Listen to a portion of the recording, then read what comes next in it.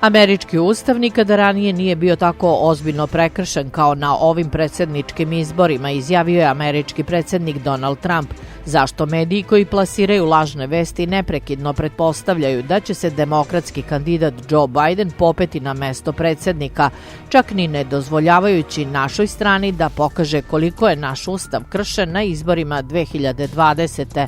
Napisao je Trump na Twitteru.